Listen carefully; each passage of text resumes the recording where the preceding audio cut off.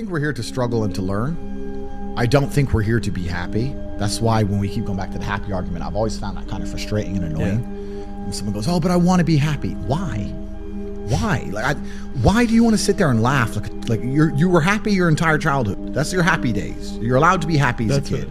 It's all over now, right? You're a man. You have responsibilities. I think we're here to do important things, and important things are going to be difficult, and they're going to be hard, and you're going to get frustrated. But that's what gives you purpose. I think we're here to struggle. I think we're here to endure pain. Yeah. I think we're here to just see how hard we are to kill. I think that going through terrible things and living through them and coming out the other side is one of the most fantastic things about being human. I think that it's almost like once you understand what life is really about, there's no emotion which isn't enjoyable.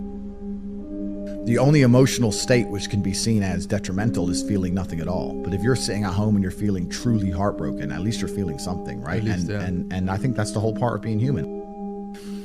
I think we're here to struggle. I think we're here to go through pain. I wake up each day and go, what can I attack? What problem can I solve? And look at history. Why did Genghis Khan wake up and want to conquer the whole world? Why did Napoleon conquer the world? Why did Alexander the Great conquer the world? You just wake up and just say, give me this, give me that. I want all of it. Yeah. There's an army there. They're really big. We're better. It's intrinsic. You need to go and conquer. That's the purpose of life. You believe that God created us. So why did God create us to struggle? Because if you don't struggle, you don't learn. God created us to learn and understand ourselves and understand other people and understand the world. And what did I say earlier? I said that you don't learn a lesson without pain. So you have to struggle to learn anything. There's only two ways to learn things, the hard way or the harder way. If you're smart, you can learn the hard way. But in my experience, 99% of the planet only learn the hardest possible way. If you want to feel happy inside of yourself and you want to feel content and you want to feel stable inside of yourself, you need to live true to God. And I'm not saying you can't drink a little bit of alcohol or not party or not have a little bit of fun, but you have to be a good person. I don't believe in the societal paradigms in which they have tried to construct this idea of happiness. I don't believe or subscribe to the way that happy and sad is currently understood by the masses of the population. I think if you are anything less than absolutely distraught, you are happy. You're a version of happy. It's like saying gray is a version of black, right? No matter how light the gray is, you can still call it a version of black. And unless you've gone through an event, which hopefully doesn't happen too often, like the passing of a family member or something that's truly destructive and detrimental to your mindset, besides these events, which hopefully only happen a few times in your life, you should be happy. If you're not crying or paralyzed in silence due to the absolute magnitude of a detrimental circumstance or the absolute magnitude of a negative event, then you are a version of happy. So I am always happy is the short answer. I don't believe in not being happy. I don't believe in not saying to myself I'm happy. I'm always a version of happy. And this idea of chasing happiness and always being concerned and preoccupied with how happy you are is actually the biggest mistake that a lot of people make, I think, in the world today.